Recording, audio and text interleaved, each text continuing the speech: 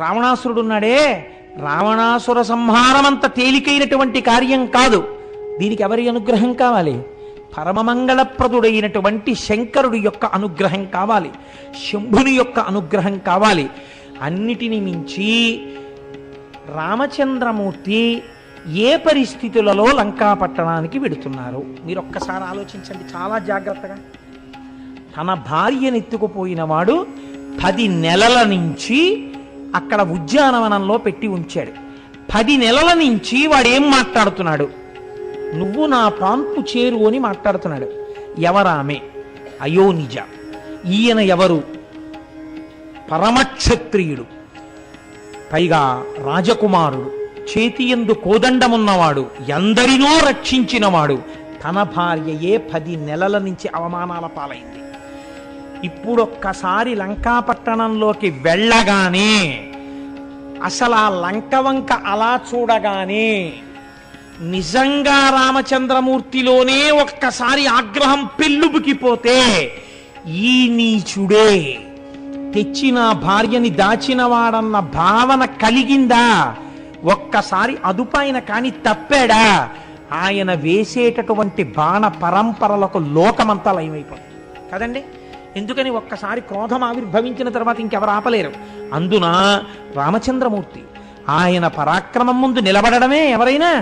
కాబట్టి మండిత విస్ఫులింగ విషమ జ్వలితానల కీలలు అబ్జ గర్భాండమనిండ రామ వసుధాదిపుడేచడి ఆ బాణ పరంపరలకి ఈ సమస్త లోకములు కాలిపోతాయిరా, జాగ్రత్త అని చెప్పారు హనుమ. అటువంటి రామచంద్రమూర్తి వెళ్ళి యుద్ధ భూమిలో నిలబడితే, ఇది జ్ఞాపకానికి వస్తే ఎంత ప్రమాదం వాటిల్లుతుంది. అందులో ఒకసారి విభీషణుడు వచ్చి ఆశ్రయించాడు, అదే లంక నుంచి వచ్చాడు. ఆశ్రయించకపోయినా ఇంకా రాముడి మీద భక్తి ఉన్న వాళ్ళు ఎవరైనా ఉండిపోయారేమో. తనే బాణప్రయోగం చేసేస్తే శిశువులు పోతారు, పెద్దలు పోతారు, స్త్రీలు పోతారు, వృద్ధులు పోతారు, సమస్తము నశించిపోతుంది. ఆ తర్వాత అయ్యయ్యో నేను క్రోధము చేత ఇంతమందిని కొట్టేశాను అని బాధపడవలసిన రోజు రామచంద్రమూర్తి జీవితంలో మిగిలితే, రామో విగ్రహవాం ధర్మ, రాముడే ధర్మం తప్పిపోతే కాపాడగలిగిన వాడెవరిహ? అప్పుడు ఇంకా లోకానికి నడువని నేర్పినటువంటి అవతారం ఎలా వస్తుంది?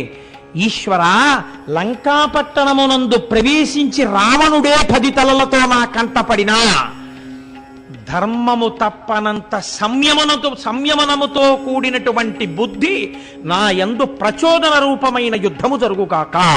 రాముడు ఎన్నడూ ధర్మం తప్పలేదు యుద్ధంలో కూడా. అంతటి మహాత్ముడని యుద్ధకాండంతా నా ధర్మాన్ని ఆవిష్కరించాలి కనుక కదండి మహానుభావుడు అన్ని కష్టాలు పడ్డాడు యుద్ధంలో. లేకపోతే రాముడా అన్ని కష్టాలు పడవలసినటువంటి వాడు? అందుకని ఇప్పుడు అటువంటి మంచి భావముల కొరకు దేన్ని అర్చన చేశాడు?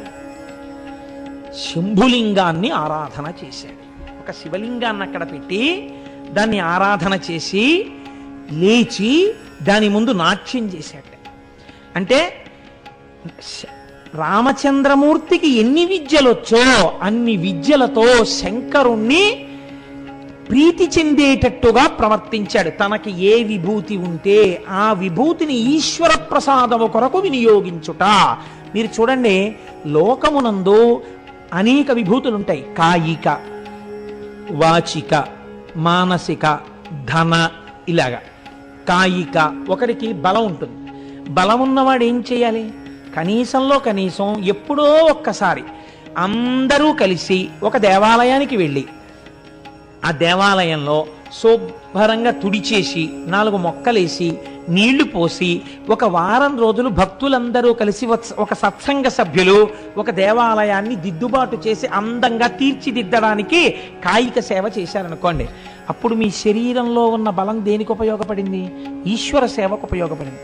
మానసిక, ధ్యానమునందు మంచి భావములతో ఈశ్వరుని దర్శించుట కాదు. 3వది కాయిక, వాచిక. ఈశ్వరుడు నీకు నోరిచ్చాడు, ఆ నోటితో ఈశ్వర నామములను చెప్పు. ఎందుకని నామాలు వచ్చాయి లోకంలో? ఈ నామములను చెప్పడం చేత మీరు చేసిన పాపాలు పోతుంటాయి. తెలియక ఏవో లొల్లి ప్రసంగాలు చేసేస్తుంటారు, మళ్ళీ కాసేపు నామం చెప్తే ఈ పాపం పోతుంటుంది. కాబట్టి నామము చెప్పుట. ఒకరికి ఐశ్వర్యం ఉంటుంది, వారు ఒక దేవాలయానికి ఏదో ఉపకారం చేస్తారు. ఇక్కడ కొంతమంది ఐశ్వర్యవంతులు ఈ దేవాలయ నిర్మాణం చేశారు. ఆ రెడ్డి గారు రోజు వచ్చి కూర్చుంటుంటారు కదా. ఈ ఆలయ నిర్మాణం చేసి ఇంత పెద్ద విశాలమైన ప్రాంగణాన్ని ఏర్పాటు చేసి ఇంత చక్కటి గుడిని వాళ్ళు కట్టబట్టి ఇప్పుడు ఏమవుతుంది, మనందరం రోజు వచ్చి కూర్చుని చక్కగా ఇక్కడ ఏదో పురాణం 40 రోజులో 30 రోజులో చెప్పుకోగలుగుతున్నాం. ఇప్పుడు ధన సంపత్తి దేనికి ఉపయోగపడింది? ఈశ్వరార్చనకు ఉపయోగపడింది. కాబట్టి మీకు ఏది ఉందో దాన్ని ఈశ్వరార్చన యందు వినియోగిస్తారు. ఇప్పుడు రామచంద్రమూర్తికి అనేక కళలు వచ్చు, ఆయనకి నాట్యం వచ్చు. ఆయన ఏం చేశారు? నృత్యం దర్శయామి అని పరమశివుడి ముందు నాట్యం చేశారు. గీతం శ్రావయామి, శంకరుడి మీద ఒక పాట పాడారు. ఒక్కసారి శంఖాన్ని పట్టుకుని ఊదారు. రావణాసురుడి భక్తికి రామచంద్రమూర్తి భక్తికి ఎంత తేడాయో చూడండి.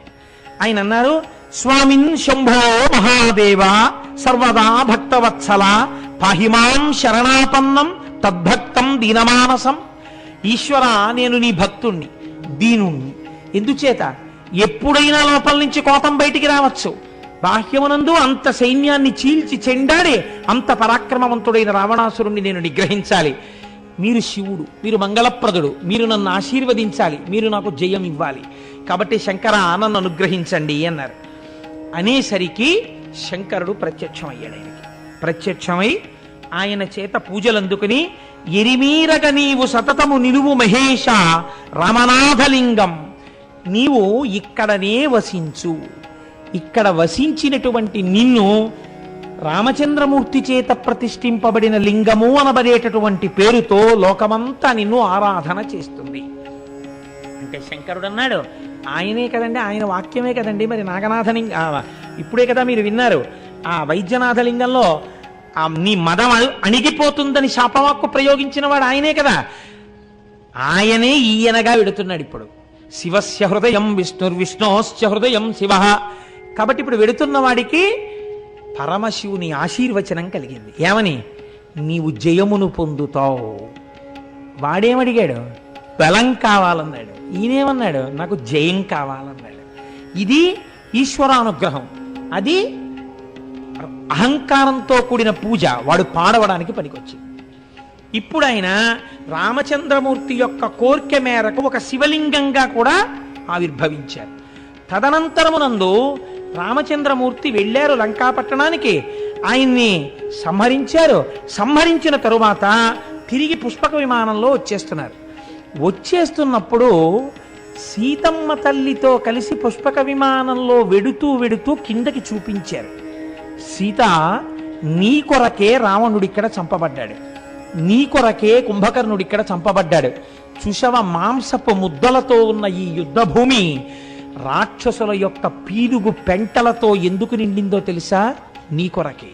క్షాత్రధర్మంతో ధర్మాన్ని విడిచిపెట్టకుండా ఇంత యుద్ధం చేసి నిన్ను నాదానును చేసుకుని నేను నా యొక్క క్షాత్రధర్మమునందు పొరపాటు లేని వాడనయ్యాను. ఆయనకి ధర్మం కావాలి అని చెప్తూ సముద్రం మీదకి వెళ్ళినప్పుడు ఆయన ఒక మాట చెప్పారు. చూశావా, ఇదిగో సేతు, అదిగో అక్కడే నాకు మహాదేవుడు కనపడి నన్ను అనుగ్రహించినాడు అని చెప్పారు. రామాయణంలో యుద్ధకాండలో ఆ శ్లోకాల్లో ఈ పాదం ఉంది. ఇదే ప్రాంతమునందు నన్ను మహానుభావుడైనటువంటి మహాదేవుడు అనుగ్రహించినాడు.